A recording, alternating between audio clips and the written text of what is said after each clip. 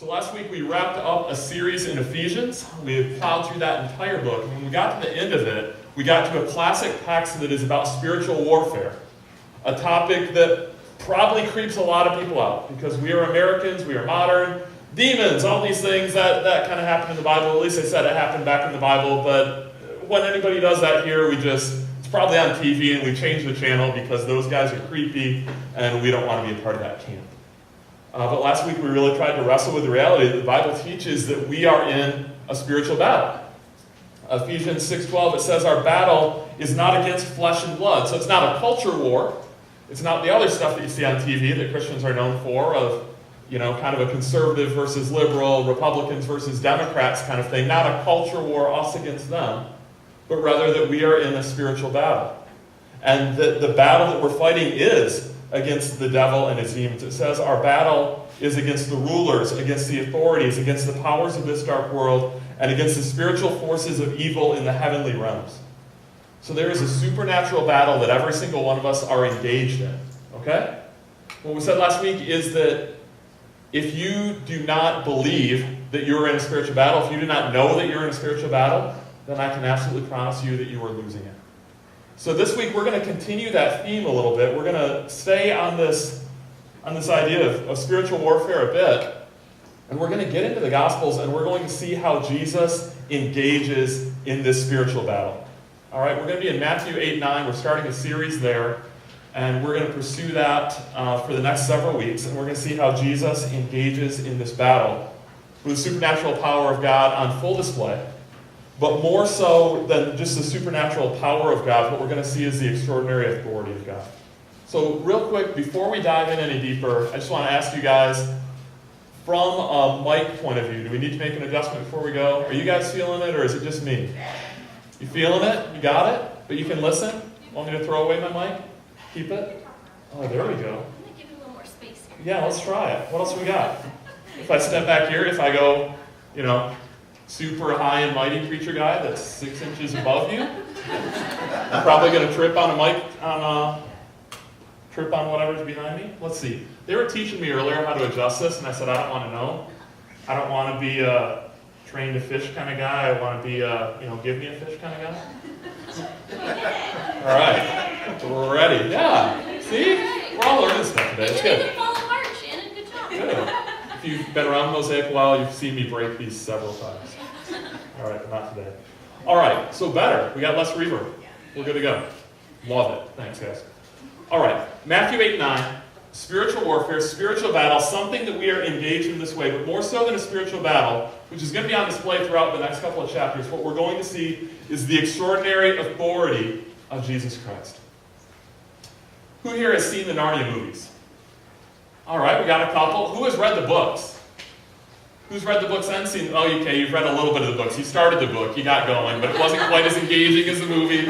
You got a modern American attention span, and you couldn't quite go there, you couldn't quite plow through. I would probably be in the same boat, but I have little kids, so I started the story with them, and I have to plow through. We said we were going to do it, we got to follow through. But in this story, we meet a lion named Aslan. Okay, and Aslan is C.S. Lewis's best attempt at portraying the breadth and the power and the glory of the person of Jesus Christ. So in it, Aslan is this character. He's the character of Jesus. He is the almighty God. He is the creator God. He is this lion that roared all of creation into existence. And he is this lion that is so powerful that his roar, that it can reshape the entire created world that the story is taking place in. All right, and it can vanquish his enemies. He can do anything just with his voice. All right? So he is this incredibly powerful character with absolute authority. And yet at the same time, we meet this lion that is both patient and playful, and he is wise, and he is snuggly, and he's rolling around on the ground. We see him rolling around and playing with Lucy, and she's putting her face in his mane, in his fur. So we got both sides. Incredibly powerful, the jaws are open, the roar is coming, but he's also, tumbling around being playful. So what C.S. Lewis is trying to do there is he's trying to capture both extremes. He's trying to capture the breadth of who God is and to show this God with incredible, amazing, extraordinary authority that uses this authority in an incredibly gentle way.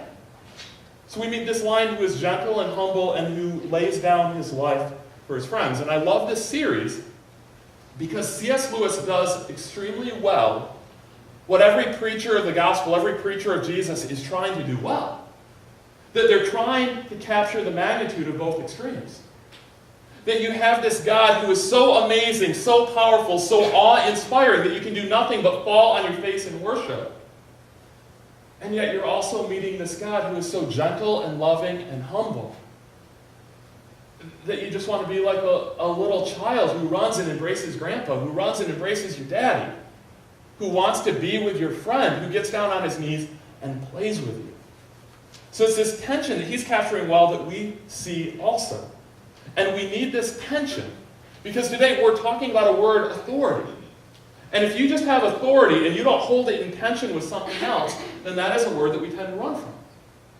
Now my hope in this series is that we're going to embrace authority as a word that is legitimate and that we want to embrace, that we want to run to God's authority, in part because we understand God's character. But if we look at a word like authority in itself, we tend to find it unattractive. We tend to hate authority because we're the sons of Adam. As C.S. Lewis declares us in his story, we are the sons of Adam. We're the children of Adam, the children of Eve. And we inherited their nature. We are rebels by nature. We rebel against authority. We do not want authority. So our tendency is that anytime we hear of or see anyone in authority, or we bring up this concept of authority, that we immediately jump in our mind to the abuse of authority. Any authority is abusive. Any authority is oppressive. Of course I don't want authority in my life. But that's a problem because the Jesus that we meet in Matthew 8-9 is a king with incredible authority. All right, the Jesus that we meet in the Gospels, he has extraordinary authority, not just over nature and disease and death, but over us. So in the Gospels, we meet this Jesus who drives out demons, and he curses a fig tree.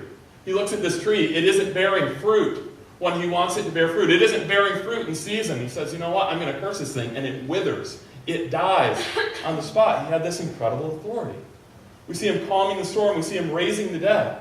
We see a Jesus later in Matthew chapter 8 that we'll look at in a few weeks. We see a Jesus who calms the storm. And they're all sitting in this boat, and the disciples are doing all they can to find some space in the boat where they can fall at his feet. And they're asking their head, who is this man? What kind of man is this that even the wind and the waves obey him?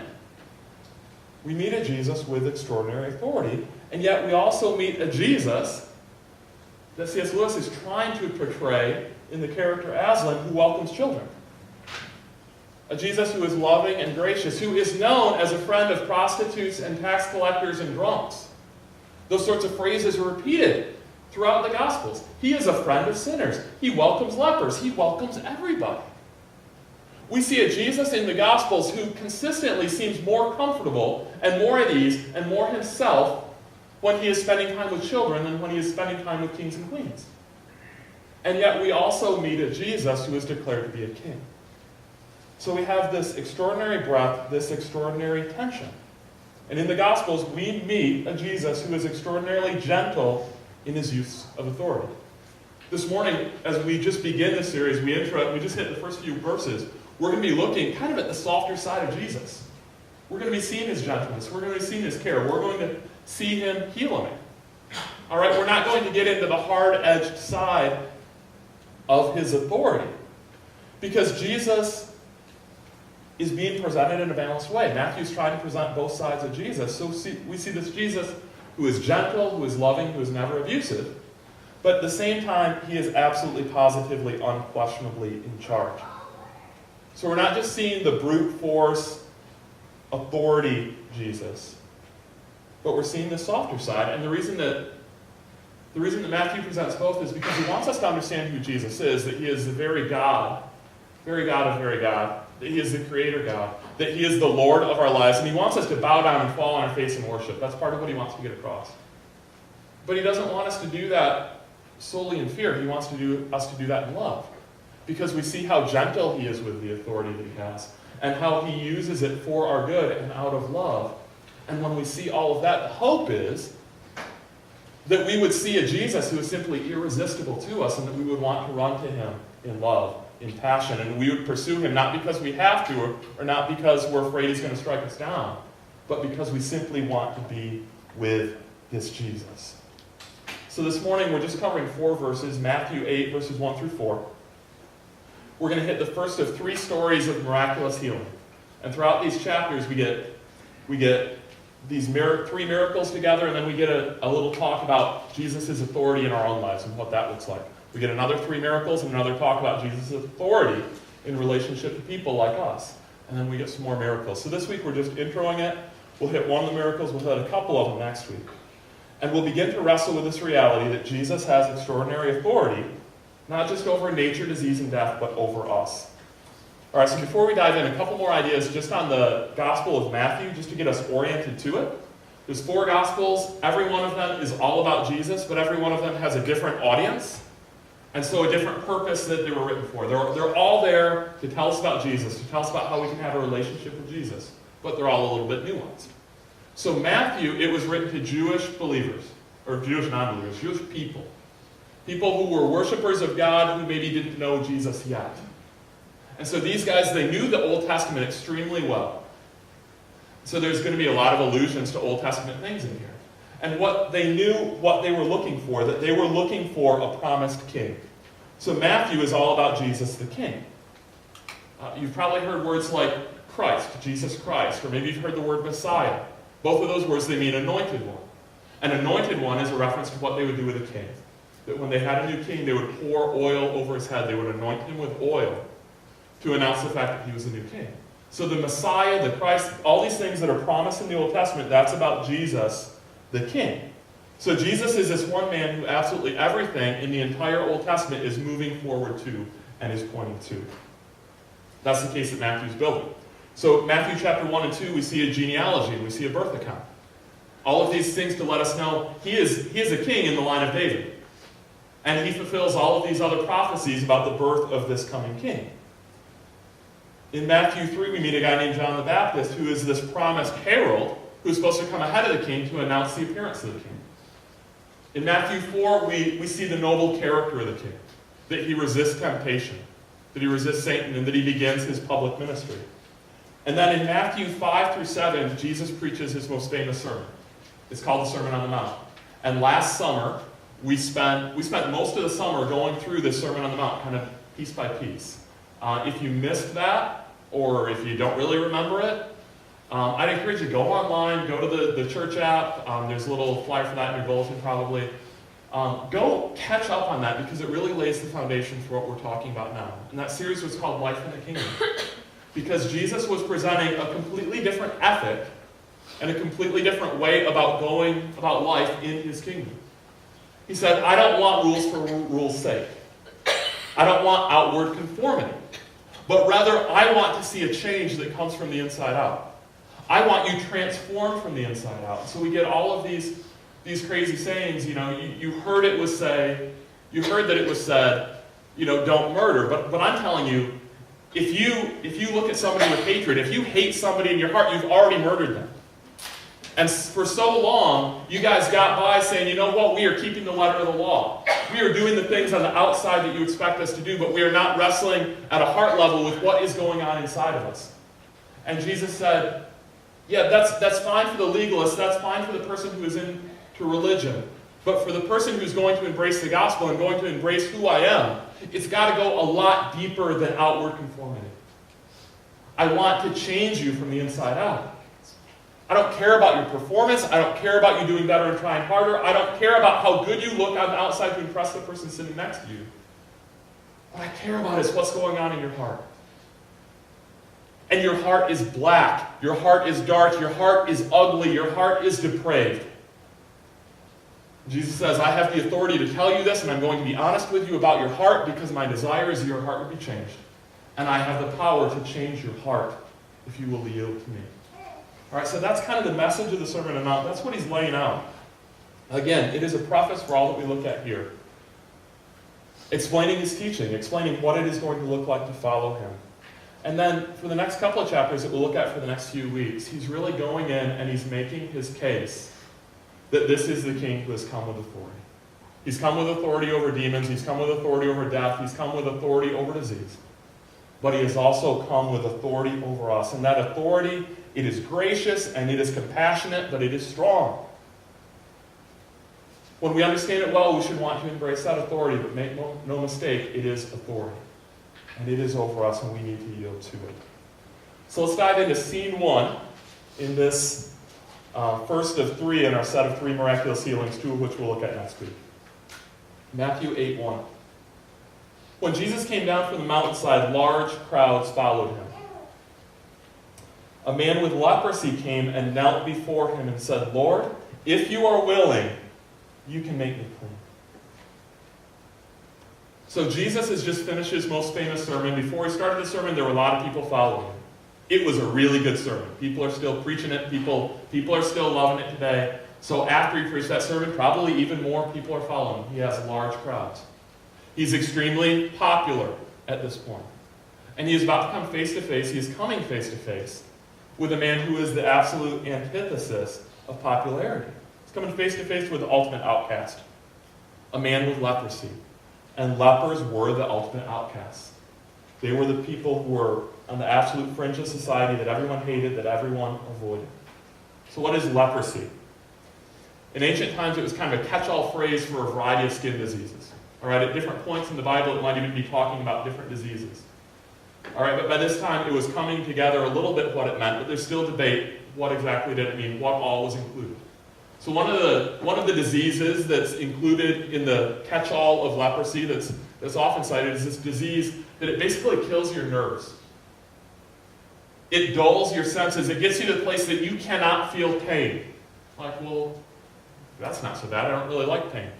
But God gave us pain receptors for a reason. They serve a good purpose. If you can't feel pain, then what you're going to do is when it's dinner time and you're sitting next to the fire in a more modern context, you're standing next to the oven. You know, you're talking to your wife, you're carrying on, you're eating some cookies. You know, dinner's being prepared. There's a hot stove there. You're gonna lean over. You're gonna put your hand on the stove. No problem, enjoying it. All of a sudden, she screams at you because your hand is deformed. Your hand is decayed. Your hand is on fire. All right, you're mutilated. You're deformed, and now your skin is gonna rot because it cannot heal from that. And it just looks really disgusting. All right, other forms of leprosy, any sort of a contagious skin disease. So maybe it's something like gangrene, something that literally eats your flesh. All right, and your body is just being eaten away before your eyes. In any case, some of the unifying factors of what they refer to as leprosy, it is deforming, it causes decay, and it is extremely contagious. Some sort of a contagious skin disease. All right? So whatever the particular is, it is disgusting, it's incurable, it's contagious. And so regardless of how bad you look and how bad it is to be a leper because this is just bad for me, you're also going to be an outcast because everyone else in society is scared to death that they are going to get leprosy.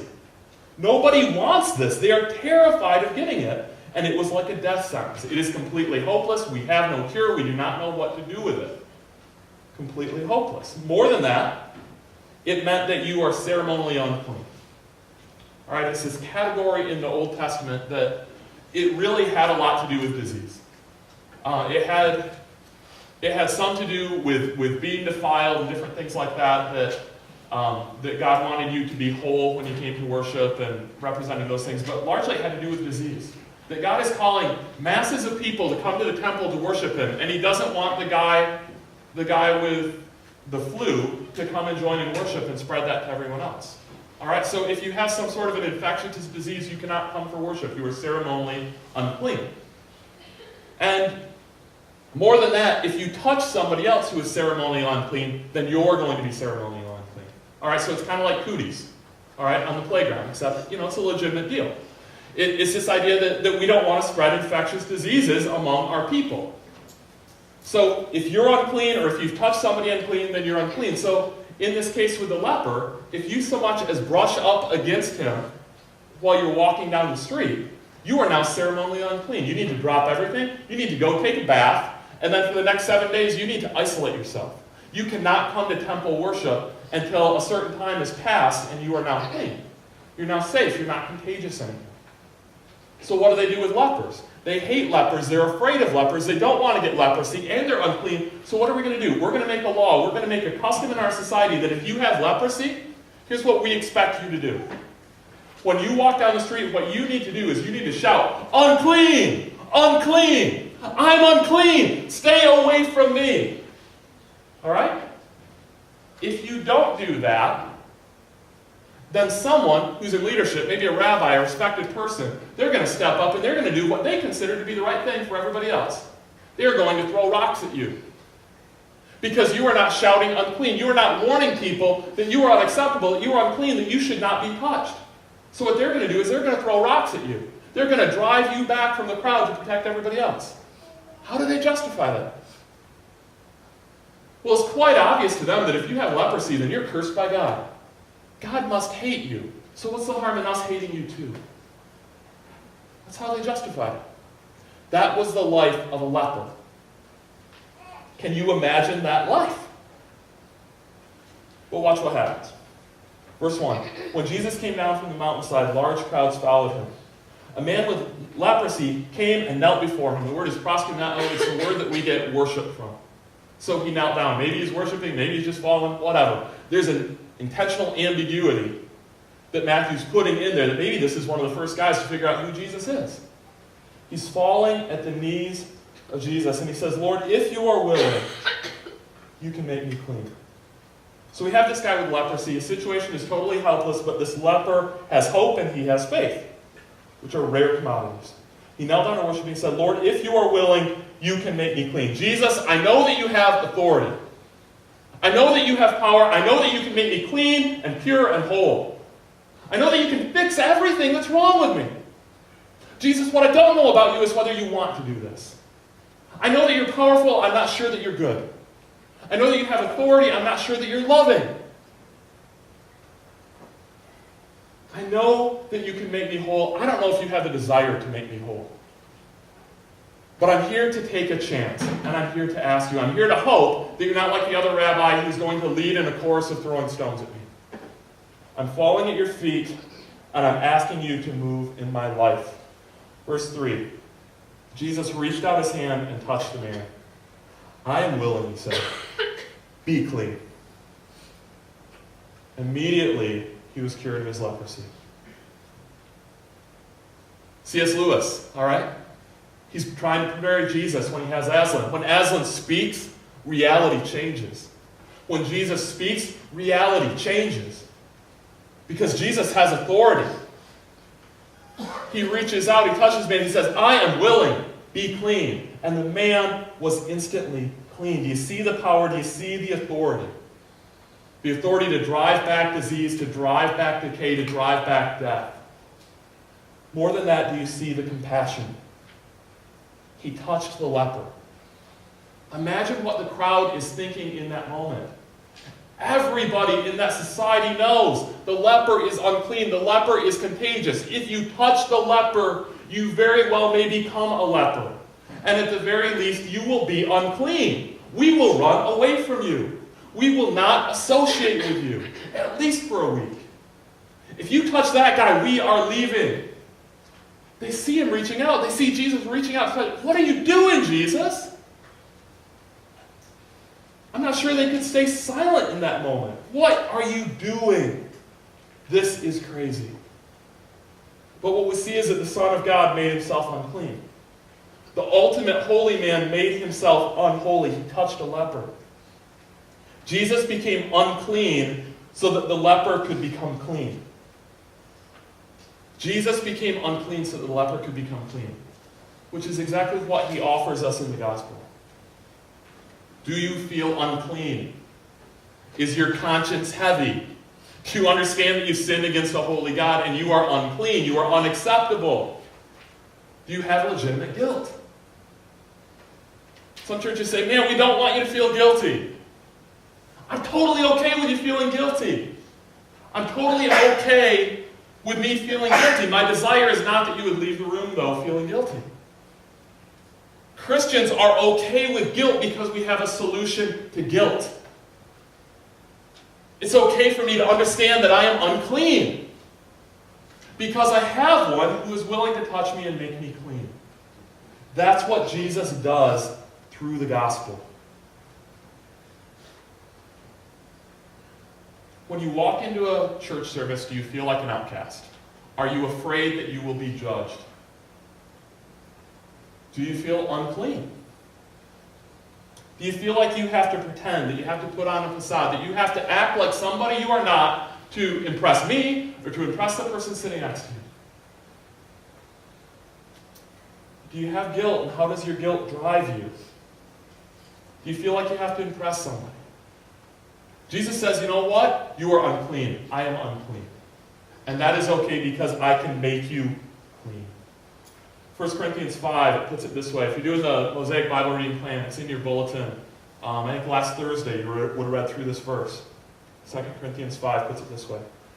God made him who had no sin, that means Jesus, to be sin for us, to associate with us, to touch us, to stand in our place, so that in him we might become the righteousness of God. It says that Jesus touched us, Jesus became unclean for us, Jesus became sinful in the eyes of God for us, so that he could die on the cross in payment for our sins, so that we might be reconciled to God, and so that we might receive his righteousness. Jesus became unclean so that we could become clean. That's the big idea of the Christian faith. That's why we worship him. That's why we celebrate him, because he became unclean so that we could be clean. The message is that I cannot earn God's favor. I can't do better and try harder. All I can do is I can fall at Jesus' feet and worship like the leper did. I can kneel down before Jesus. I can say, I know that I'm dirty and I want to be clean. We call that repentance. To say, I know that sin is in my life. And more than I want the pleasure of sin, God, I want the pleasure of you. I want to know you. Jesus, I fall at my feet in the midst of my sin. Will you take away my sin? Will you take away my guilt? Will you take away my shame? Will you cleanse me? I know that you can do it. If you are willing, you can make me clean. Are you willing? And the answer to the question is yes, he is willing to make us clean. The message of Christianity is not that I clean myself, but that Jesus has made me clean. So I want to talk to the Christians in the room for a minute. Do you believe that? Do you believe that you have not made yourself clean, but that Jesus has made you clean? One, do you believe it in the sense that you don't have to experience guilt? That you don't have to walk out of here, despite the sins that have been going on in your heart in the last few minutes, the sins that will go on in your heart in the next few minutes, despite all of that, do you believe that you can bring that to Jesus and that you can be clean? That he can make you clean? Do you believe that he is the only one who makes you clean? And that you do not contribute to that cleansing process yourself? Because whether or not we believe that really changes how we interact with the rest of the world. If I believe that, who am I in the story? Am I Jesus in the story? Am I the hero in the story? Or am I the leper in the story?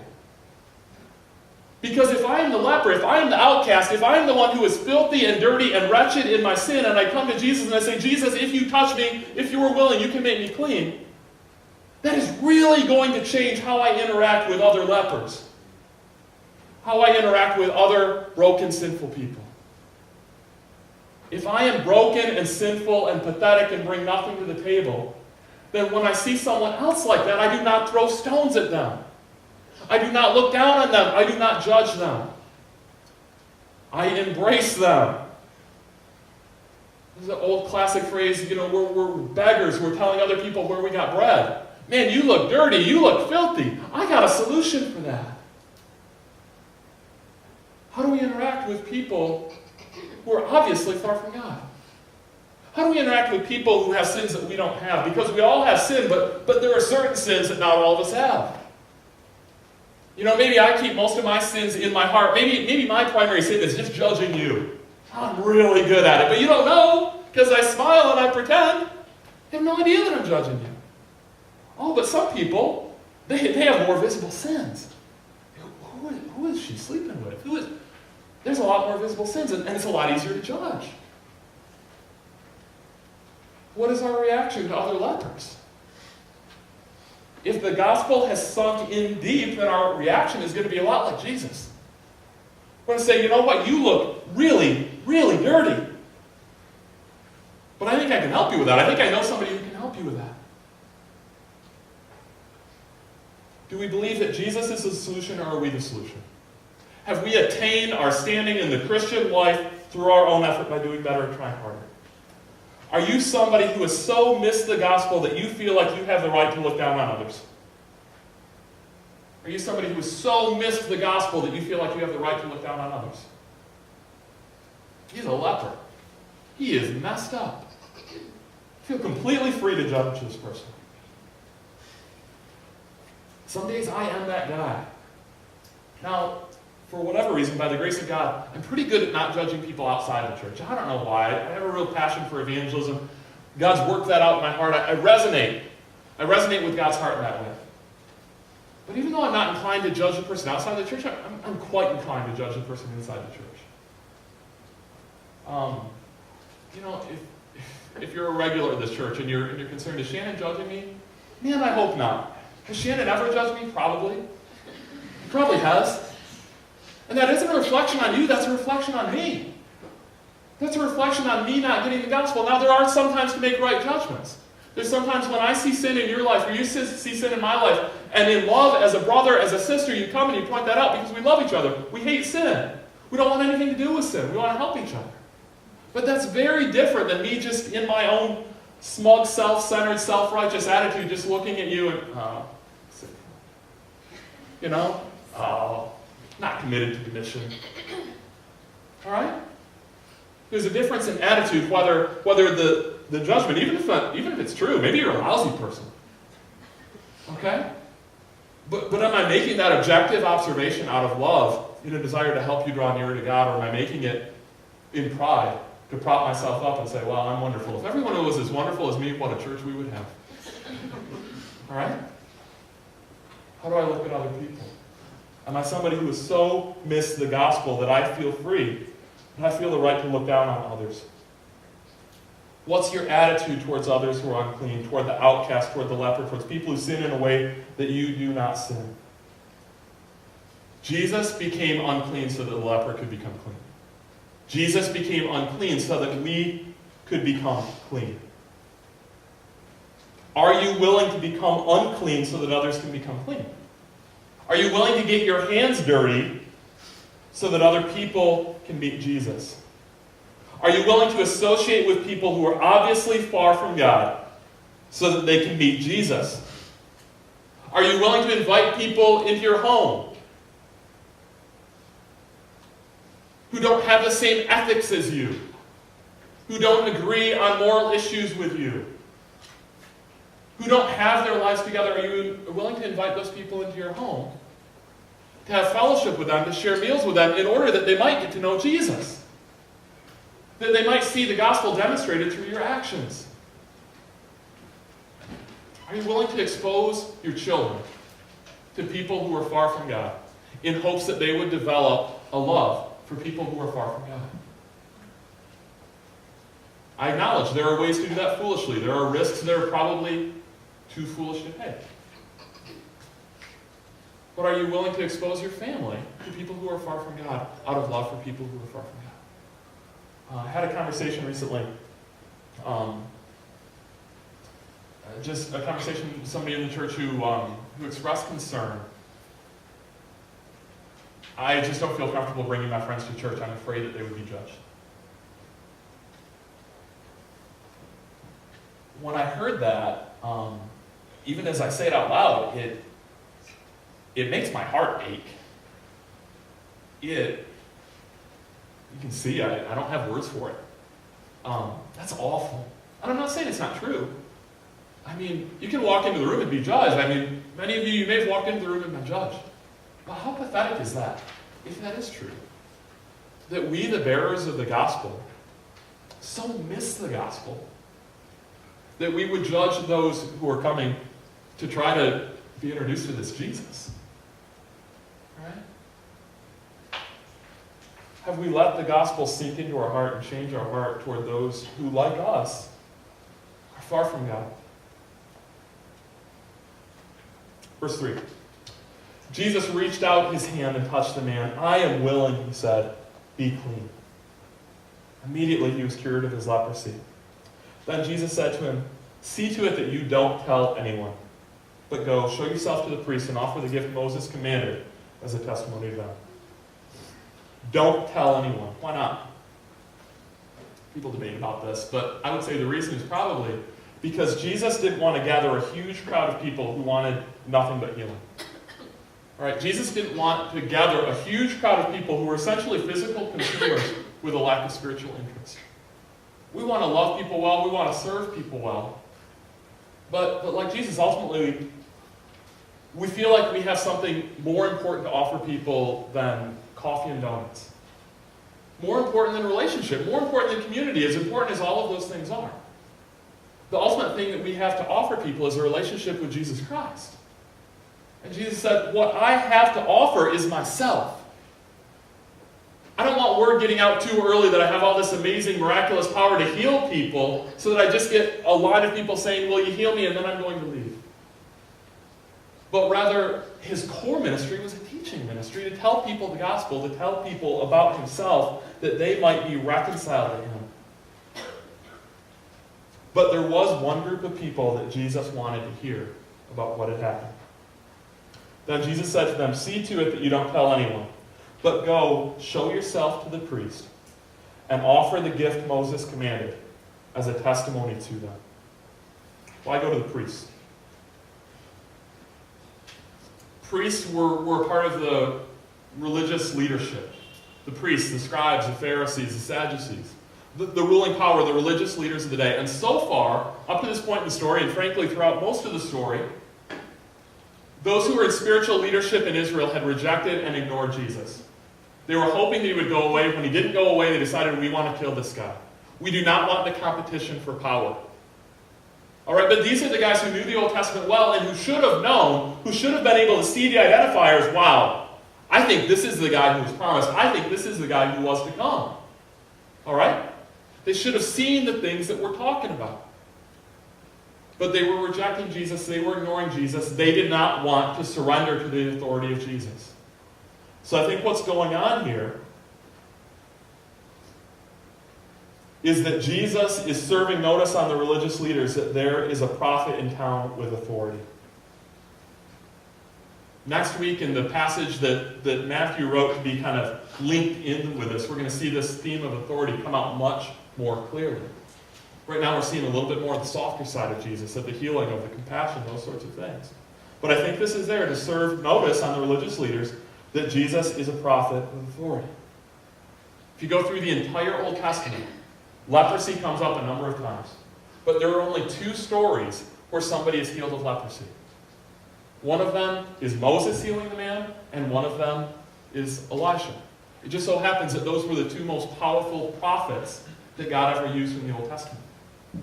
All right, and one of those happened like 800 years ago. One of those happened not 800 years ago, but 800 years before Jesus. Another one happened 2,000 years before Jesus.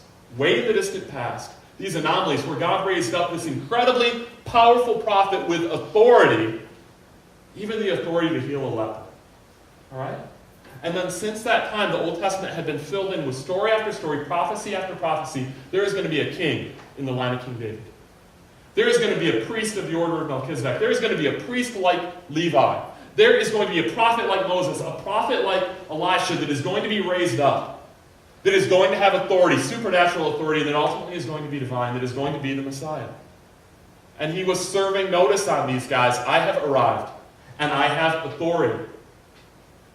And that authority extends beyond authority over nature and creation and disease and death. That authority extends to authority over you. Authority over me. I want you to have notice that I am claiming my authority over your life. I am claiming my lordship over your life.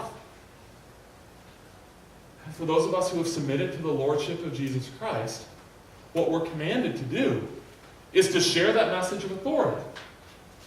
Now, it's not in a brute force, ugly, mean-spirited, judging other people sort of way. It's in a very compassionate and gracious and loving sort of way. But ultimately, the message of the book of Matthew, the entire gospel, is that a king has come with authority. And we, his subjects, are here as his servants to extend his authority. I want to read to you the last 2.5 verses in the book of Matthew. Jesus, before he ascends into heaven, here's what he says. All authority in heaven and on earth has been given to me. Therefore go. He's saying this to his followers, to his disciples, to us.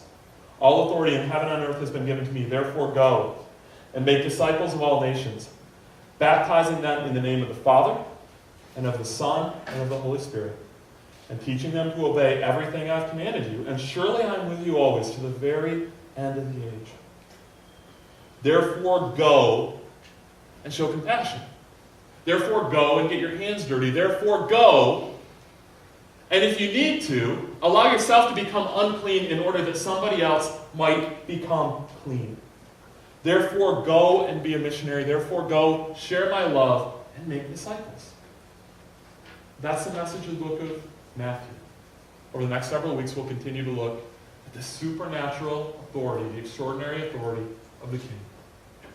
Not just miraculous authority, but authority over us. And hopefully we will be so compelled by the Jesus that we see, that his grace will be so irresistible in our hearts that we might run to that King with authority and submit to him and give our lives and follow him and do exactly what he commands at the end of the book. Let's pray. God, I just confess again. One, that we hate authority, and two, that we love ourselves, that we are proud, that I am proud, that we do not desire to submit to your authority so often, and God, that we believe that somehow we have earned your favor on our own.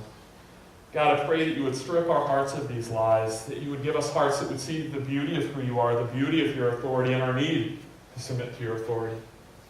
Lord, that you can lead our lives better than we can, and that our life filled with the most joy would be in submission to you as a part of your kingdom, as a part of your mission. God, I pray likewise that we would be a people who grasp the gospel in such a way that we would never look down on others, but that we would join with Jesus, that we would join with you in our willingness to get our hands dirty, that people who don't know you might come to know you. And that as we welcome others in, that we would truly welcome, that we would humbly welcome, that we would not look down, that we would not judge, but that we would embrace the new brothers and sisters that you have welcomed into our family. Lord, that we would do so as a community that turns from sin, that repents, and that finds our life and identity and our salvation in you. Amen. Thanks a lot for joining us this morning. We will be back at Washtenaw Community College next week. If any of you guys have walked here, whatever, college students, that sort of thing, connect with somebody. We'll find you a ride, whatever you need. We'd love to include you in the family.